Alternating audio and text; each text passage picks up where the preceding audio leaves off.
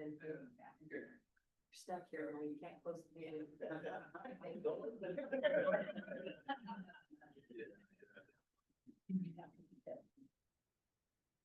Oh, yeah. Yeah. Awesome. She must be worse than that. Okay. Correct. I now call to order the regular meeting of the Jasper Planning Commission for the city of Jasper this first day of October 2025. With that, Josh, do you like to take roll? Sure. Yeah. All right, Gary Miller. Present. Chad Hearn. Here.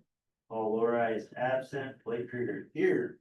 Josh Bruda here. Lisa Schmidt is absent. Dana Schneider. Absent. Ben Nowatarski. Absent. And Shepard. Absent. Glenn Pierce. Here. Kim Hagan's absent. Renee Cavery. Here. Josh Kunstler. Hey, I'm here. Okay. Okay. So with that, we do not have a quorum, correct? So with that being said, I still will ask everyone to stand up for voluntary pledge of allegiance. Pledge allegiance to the flag of the United States of America and to the republic for which it stands, one nation under God, indivisible, with liberty and justice for all.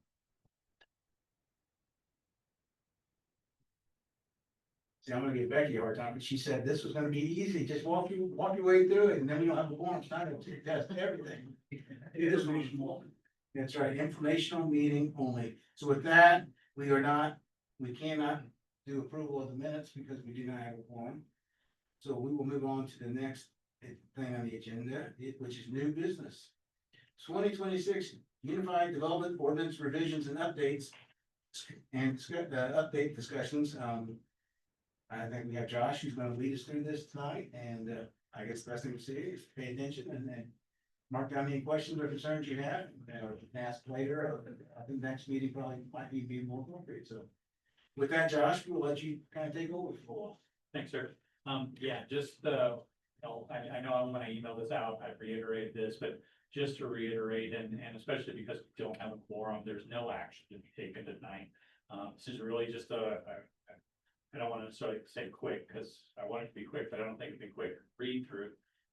But especially since we're missing so many members, I don't want to get too far into the weeds, to where we end up just backtracking next month and rehashing the same items. So, really just for informational only, throughout, this is my third year, doing this process, and hopefully I'm getting better at it. But literally, as soon as we got done last year going through this process, I started collecting ideas and thoughts or concerns about, things as they come up through the year. So that's what this is. It's just a collection of items that have popped up throughout the year. Either just a new best practice or just something, Adam and I and Becky, we find new things to us almost, weekly, in a way that things are interpreted, or the way that they read, or sometimes there's conflict between two different items depending on where they're located in the chapter, et cetera. So, with that being said, if you do have some questions or whatever for understanding, feel free to stop me and we'll have it. But like I said, I don't want to get too deep into a long group conversation about any one thing at this point. We'll save that for next week or next month when I'm here for that. So with that being said, everything kind of follows page order. So that's the rhyme and reason. So it's by chapter. So there will be a couple items where we'll talk about an item in one section, and then it kind of comes back in a later section or a later chapter. But that's why, it's just because we're just attacking it from page 1 of the book, walking through it. So with that being said, first item for consideration would be chapter 417C5 on page 77 concerning lot standards. The current code is listed. I'll just read the proposed and kind of explain the changes here. Building orientation. Primary structures on a residentially zoned lot shall be oriented to the street. The front facade is highlighted because it's spelled wrong above, including the main entrance facing the public street abutting the property line. Proposed change. Multi-family housing and two-family housing may be exempt if two or more buildings are built on a single lot. Accessory structures, including residential garages, storage buildings, etc., shall be located behind the principal building. Principal highlighted because it's spelled different already correctly above. So the main change here is to allow, in instances where multifamily or two-family housing is allowed to be on a single lot. So this is not permitting, this chapter right here is not, or this section right here is not permitting more than one primary. But it's saying where and when it is permitted, a multifamily housing and or a two-family housing doesn't necessarily need to have their front door, or the front facade face the street. Comes from a little bit of, we're trying to get a little bit more density, so it allows for that, but there's another section, in the UDO that talks about massing, and basically what it talks about massing is basically it's saying when you're building a bunch of buildings, they don't necessarily, nor should they necessarily all face the street with nothing behind them, but they should kind of be grouped in kind of like a similar fashion to where they all kind of face and form a kind of a yard or a community of sort. And so that's kind of where this thinking's coming from. Any questions on that before I do the next one? Next item would be 417D15, page 79, Kent lot standards. Proposes primary structures per lot. Primary structures per lot shall be measured as the total number of principal structures and or separate structures housing different primary uses of any lot, except in the case of a multi-tenant commercial center located in an industrial or commercial district, or as may be allowed pursuant to a PUD ordinance. No more than one primary use and no more than one principal structure may be located on a single lot of record or a single zoning lot. Proposed change. In an R4 district, multifamily housing and two-family housing may be exempt if two or more buildings are built on a single lot. And the critical part there is R4 district. We have a few R4 districts, not too many. Give me time. I got one.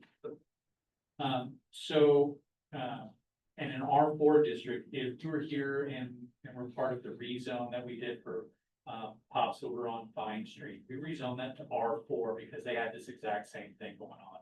They had a bunch of quadplexes, more than one quadplex on some of their lots. So this kind of just addresses that R4 is the most dense residential zoning district we currently have. And in reading in R4 standards, it's a little ambiguous as whether or not more than one building is allowed. It doesn't, it makes allusions to more than one building being located on an R4, but it doesn't outright say it. So this is just codifying that in those zones only, that they would be allowed to have more than one building on a single family. And this tracks back to the one we just talked about prior to this, where they don't necessarily always have to, all buildings don't have to face the front street in that situation. That makes sense how they're related. Yeah, just catching you up. We didn't have quorum. We do now, but we don't necessarily have any business. Okay. That's okay. We have nothing to vote on. We are just quickly going through these, saving, ask a question if you have it. So really, we're going to save any detailed conversation for next month when everybody else kind of shows up. Yeah. Blake, you do have quorum. If you'd like to approve the minutes. Great. I was gonna ask if I do that, I was allowed to do that, so that answered my question. So with that being said, that everyone received the minutes via email, had a chance to look them over. I did not see any, if anyone had any questions or concerns, corrections, seeing none, hearing none. I take a motion to approve the minutes from last meeting. I'll make that motion. Motion by Dana, second by Lynn, all those in favor? Aye. Motion carries. Josh, back on the table. Great. So on page 2, the next item is 710P, page 144, specific cluster use standards. Current, there is none. In this particular section, if you recall, last year, we added solar in a couple sections. One of them being this section, section 7.10. And this does the same thing. So electrical vehicle charging stations, we're authorized by this ordinance. Electrical vehicle charging stations may be considered an accessory use. So I don't know if anybody saw yesterday or whatever, the city of Jasper actually received first designation in the state of Indiana for a program called Charging Smart.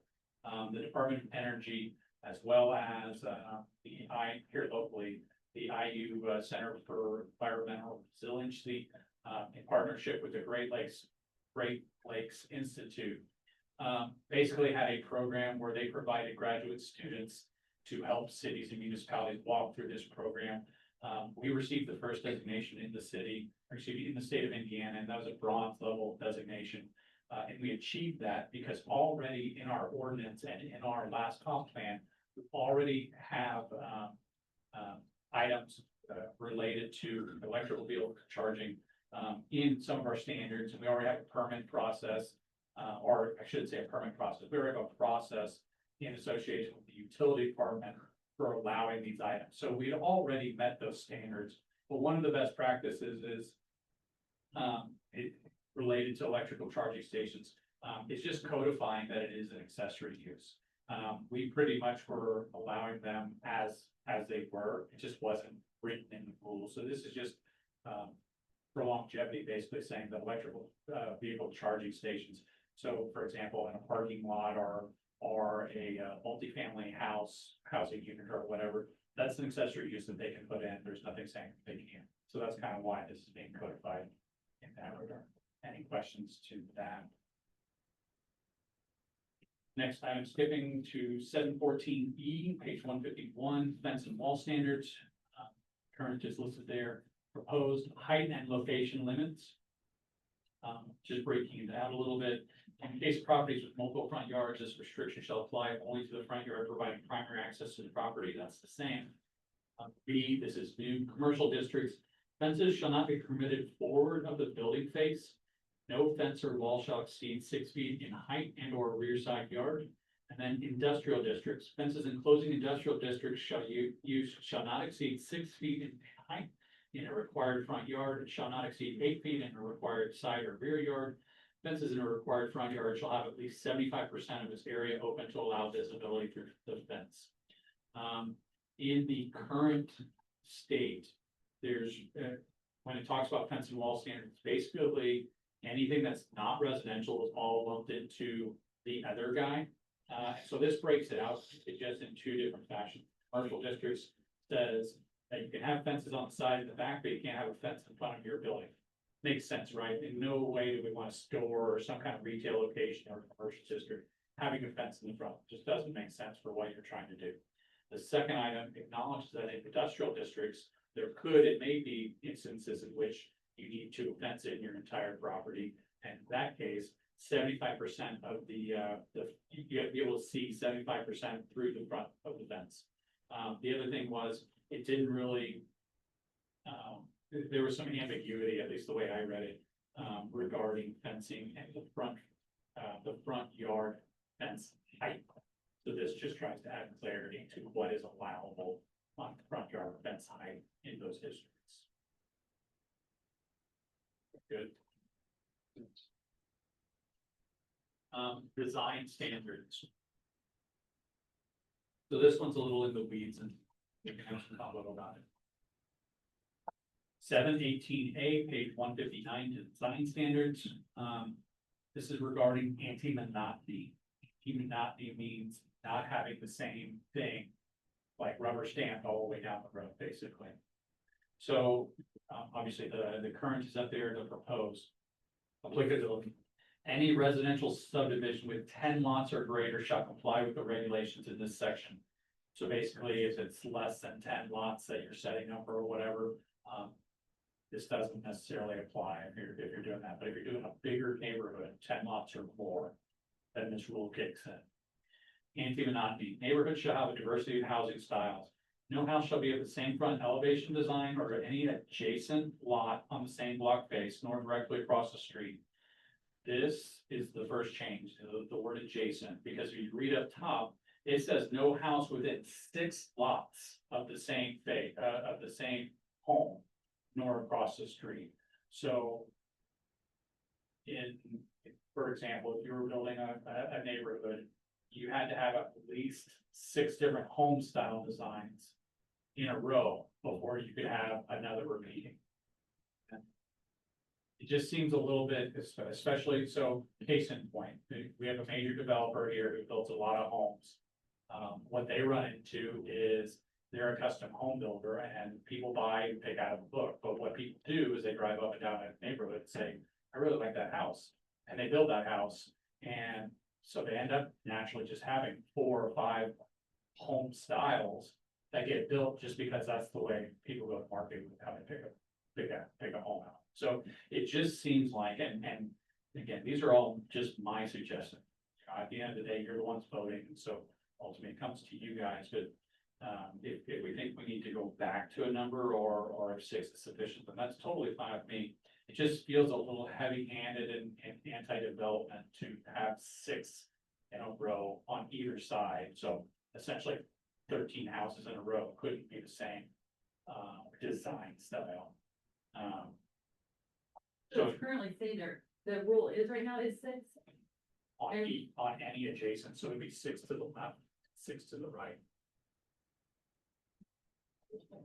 Yeah. Next item is just adding some color to that. Mirror images of the subject's floor plan, brick color change, paint color change, or minor alterations to the floor shall not constitute a unique front elevation, but are encouraged to further create a duplicate, non-duplicate look.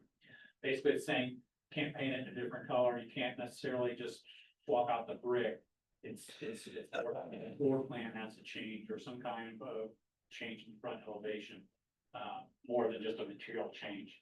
But it does recognize that doing those different things does help break up that monotony look. C, no single family front house elevation design may constitute more than 25% of the front elevation house designs within any single phase of subdivision or PUD. Change here is adding single family house.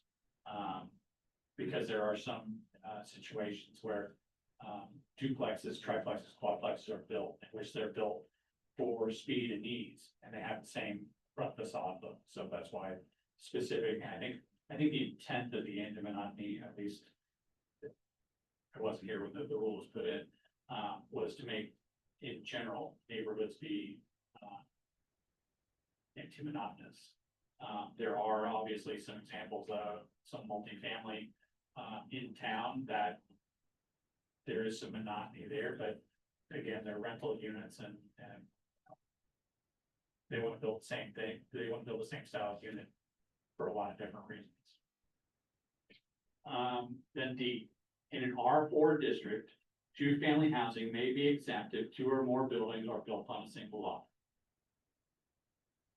So again, just talking about in that district where we've allowed more, that they could have the same floor plan, they could look similar. So that was kind of in the weeds. Any questions on that or any concern? You want to talk about the numbers, either the 10 lots or the adjacent lot as opposed to 6 on either side?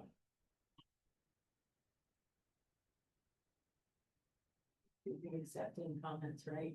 Yeah. Take this home. Yeah. You would consider as Yeah, exactly. Yeah. Next item, 718C, page 162, development standards. Again, no current standard. This one had come up more than once, and so I worked with the wastewater department manager. This is one of those that it kind of exists, but it doesn't exist in our UDO currently.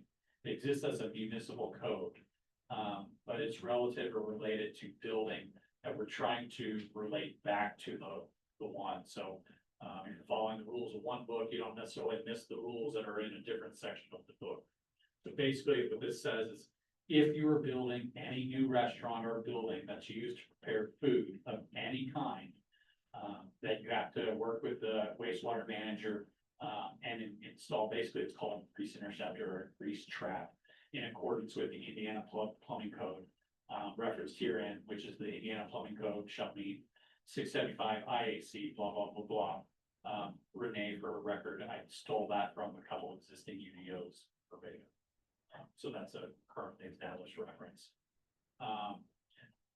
Again, in working with the wastewater manager, his recommendation or preference is that the grease interceptor shall be installed outside and shall remain accessible for service and inspection. And then, they just have to sign off or verify, that they'll happen. The case or a case to consider as to why this is relevant is because there is and can be, a restaurant that's built that currently doesn't fry anything or really have any grease type of situation. But when that, or if that building turns over and becomes a new restaurant because it's built as a restaurant, then if we don't lay the groundwork in the front end, then whatever happens at the back end, then we don't have a grease trap installed for those types of situations. That's why we're trying to codify this. Any questions on that one?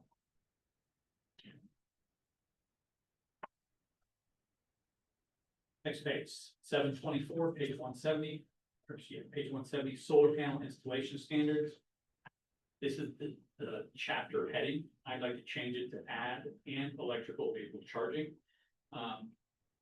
In portions of this, it already, as part of solar panels, and our UDO ordinance, already mentioned electrical vehicle charging. This is just adding it into the title name of that particular one. Then going down to the next one, 724B1, solar panel installation standards. This is what we codified last year. This is what I brought to the table. We discussed it, we added it. But this one bothered me. And I don't want to say it was a loophole, but it's something that I'd like to fix. So the proposal is for commercial offsite solar farms, which are defined as, or have to be 3 acres or more in a previous section. They are now, I would recommend that they're only allowable in an A1 zone. And they are a special exception, meaning that they have to come to the Board of Zoning Appeals for approval. As opposed to if you read the only, or if you read above, we are outright permitting them in A1, I1, and I2. So they are allowed without any check and balance in an agricultural industrial zone. And I just really, when you think about what's going on in some of the areas, I feel like we need that check and balance. And we shouldn't be limiting where we're putting those things, is my opinion. So this would reduce the number of zones from, it would eliminate I1 and I2. Making them only allowable in A1, which is generally, for the most part, outside of city limits. And they would be a special exception, meaning that they would come to the Board of Zoning Appeals and go through, and at least our 5-member Board of Zoning Appeals would have a check and balance to prove it better. And then if those were made, then below that is just, those are internal staff notes, what we have to change in the matrix, etc. Any questions or concerns on that particular portion? So you're not allowing them at all in I1 or I2? That would be my recommendation. Josh, you're talking, I think I'm reading this right, it's almost strictly commercial offsite. Yeah. I'm not talking about new panels that are. Not at all. Talking about. No, in fact, I want to do everything we can to encourage individual solar use. This is commercial offsite solar farms are defined above as 3 acres or more. Gotcha. So this would be anything this would be a quite substantial project, 3 acres or more. You see what's going out in the Duff area or whatever, those are multi-acre, way more than 3 acres, but anyway, no, this is specific only to those types of instances. Individual, retail, commercial, they can all still individually do their own thing. And again, we're trying to encourage that, recommend, or allow for those types of things. For someone to come in and operate a business as a commercial solar farm, putting commercial levels of power back into the grid, and they're 3 acres or more, only in an A1, only as a special exception. Just a question, maybe for anybody here, but do we have any places outside city limits, within the 2-mile radius where we do have property that's deemed industrial that doesn't have a lot of growth around it, that someone could want to do something like that, with that? And could that be an exception? Could it? Yeah, we currently, and I'm going off, just not looking at a map, but I don't believe we have any industrial outside city limits. In fact, by the time you hit it in city limits, it's more or less all A1 for the most part. There may be some random R1 out there, but I know for a fact we don't have any I1 or I2, because that's a complaint we get.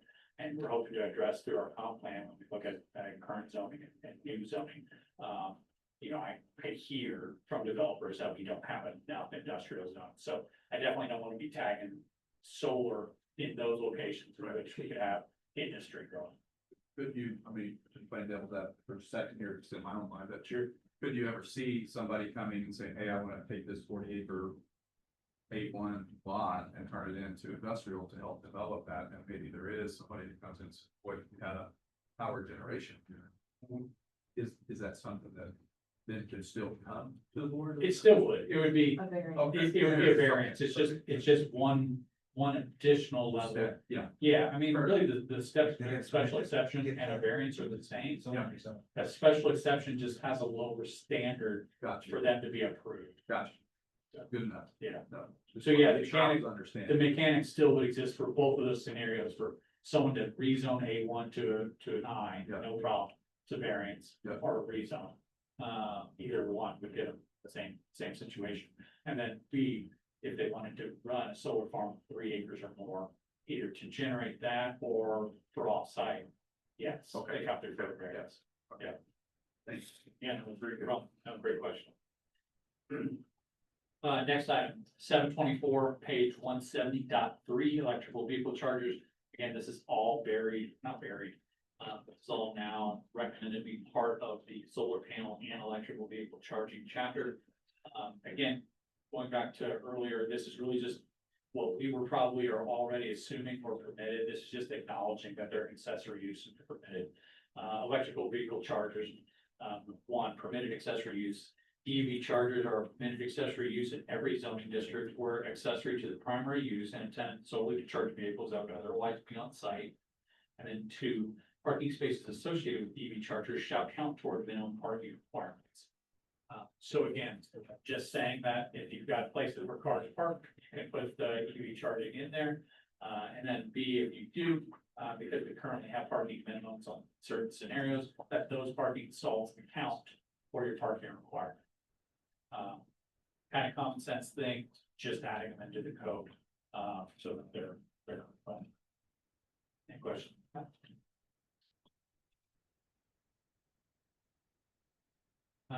Freestanding signs. Again, kind of the backstory on this one is, just trying to add a little clarity. You know, I've been around long enough that we went from freestanding and monument signs that didn't have any kind of electronics to it. Then we had what's called a reader board, which was the little scrolling things that you kind of see around a few places now, but they're kind of going by the wayside. And then the third iteration or the second iteration was the EVMS, which is an electronic variable message sign. i.e. they're the monitor screens that we all see pop up now and everywhere. This is just replacing and making what we have been doing, allowing them on a pole and pylon sign and allowing them in a monument sign, allowing or putting that wordage or that verbiage in. Whereas previously it would have talked about an electronic reader board. Now we were replacing that, says, I'm gonna skip a little bit, pole and pylon sign, talk about area, but then adding an electronic variable message sign, EVMS, which shall be limited to size and 32 square feet of surface area, maybe added to a pole or pylon sign.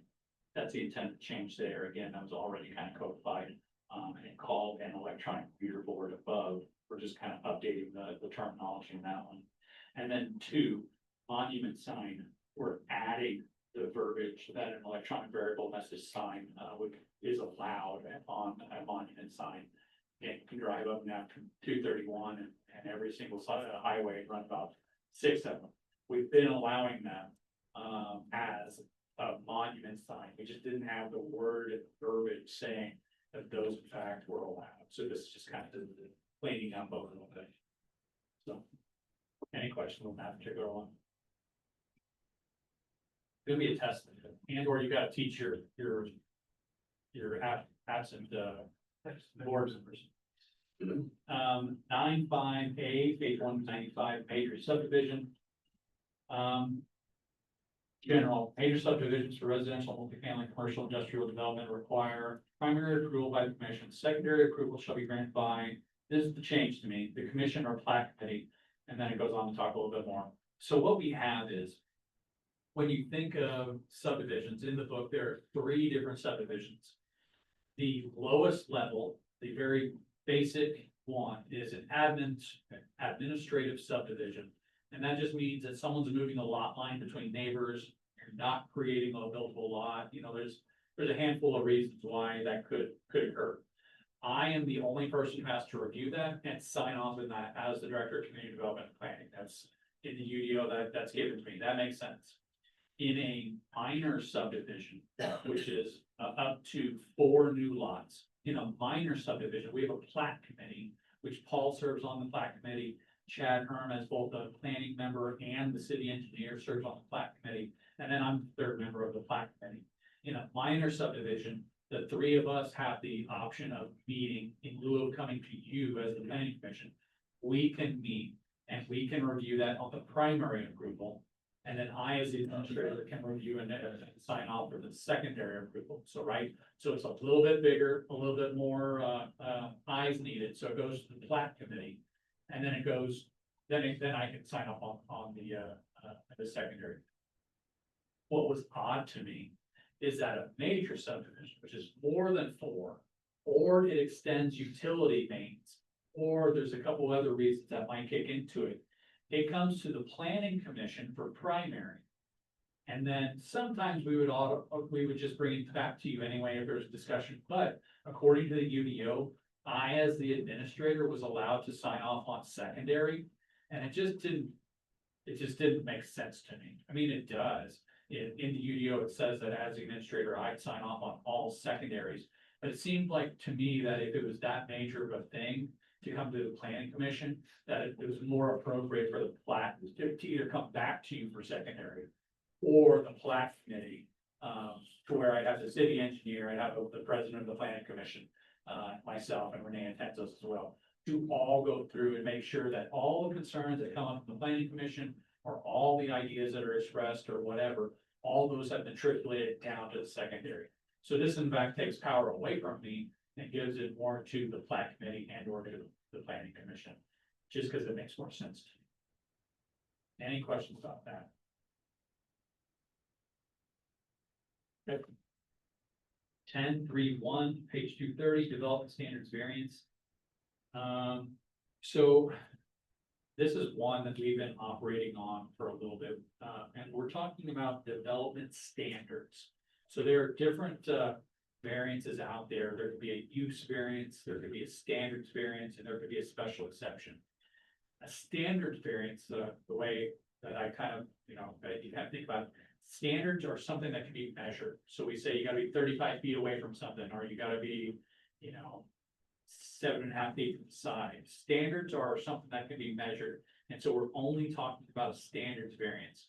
But whenever we have someone come in, case in point, if you were here for the BZA, we had 2 gentlemen who wanted to build accessory structures in some way that were not compliant with our code. They were too close to the side or the front or whatever. How we've been operating since I've been here is that in order to get to the variance process, we've asked that you submit an improvement location permit, a building permit. Because what I had seen happen prior, or what had happened is, people have in their mind what they want to do, and people think they know what their side is, and stuff like that. And so a case would happen, they'd come in here, or they tell us, I need a variance because I'm gonna be closer to my side than what it is. And they come in here, and because we didn't have a building permit showing all the required dimensions that we need to see where in space that building's gonna go relative to everything else. They come in here and say, I need a side setback, and start talking about it. And as we talk about it, well, really you need front and a side setback. Oh, you're in front of the building or whatever. So there was just a litany of problems with that. By asking them to provide a building permit first, or the improvement location permit, they have to put on paper all the measurements of what their plan is. So there's a little bit more thought that has to go into it. It's not just, I want to build this thing, and I think it's gonna be close. They have to go through all the steps, so when we take them through the process of a variance and get them to this point. There's no question or ambiguity about where this is gonna go. It felt more fair to the petitioner because they weren't caught off guard when we identified other problems and set that back 45 days by the time they do public notice and more fees and all that stuff. And it felt more fair to the board of zoning appeals members because they had all the information and they weren't having to try to extract that information from the petitioner and understand what they're trying to do as it relates to how the existing environment is. So this change is just codifying that. Again, it's only for a standards variance, which we're talking about something really being built. I just asked that we codify that they first submitted a location permit. So you're trying to have the application. Yeah. They're submitting, actual permit. Sorry, the application, yes. So I would strike the word permit and make application. Thank you. Any questions on that? And you'll reach the end of my. Any questions in general? Fantastic, we appreciate you going over it, because that does help clarify what all this was and is, and allows us something to think on and review for our next meeting. Which, by the way, I do have one. Yep. That maybe, Renee, do we need to consider something in the UDO in regard to road bonds? That's the first comment that I wrote at the top of the thing. So, yeah, I mean, there is language in UDO currently that allows or gives the planning commission the authority to impose a bond. But I think we probably could clarify that and make it a little bit stronger. Just the issues we've had recently. We probably add to our application to go just. Approach that part. Part of the plat. Well, yeah, on the application. We've got Oh. like. And I guess it's not necessarily just for flats. It's Right, no, it could be for Any construction. development, yeah. Okay. good point. All right, with that, Renee, or Josh, anything else outside of this? Just want to remind all of you that the city is currently updating its comprehensive plan. As I hope you know or have done, there is a survey out there that is until October 31st. That can be found on the front page of the city website and or the Facebook, jasper.gov. I don't know. I think the Jasper Indiana Gov, I don't remember what Facebook is, sorry. Anyway, you can find that survey on there until October 31st. So please encourage you and or your family and friends to please fill that out. We're trying to get as many community voices to participate in that as it relates to the comp plan. And then that is all I have. Thanks. Fantastic, yeah, definitely encourage everybody to take that survey, it does give lots of good information.